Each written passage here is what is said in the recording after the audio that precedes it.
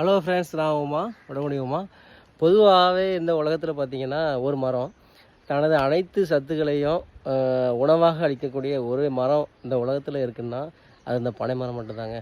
For example பார்த்துக்கிட்டிங்கன்னா பதநீர், அப்புறம் நொங்கு, அப்புறம் பனம்பழம், அப்புறம் பனங்கிழங்கு, இது எல்லாமே வந்து இந்த மரத்துலேருந்து கிடைக்கக்கூடிய இந்த பனை மட்டை, இந்த பனை ஓலை எல்லாமே வந்து மனிதர்களுக்கு இயற்கையாக உதவக்கூடிய ஒரு மரம் அப்படின்னா அது கண்டிப்பாக நம்ம பனை மரம் மட்டும்தாங்க.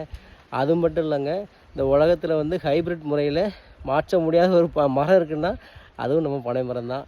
இந்த பனை மரத்துக்கு தண்ணி தேவையில்லை, எந்த ஒரு உரமும் தேவையில்லை, அப்புறம் அதுபோக எந்த ஒரு மருந்தும் தெளிக்க வேண்டாம்.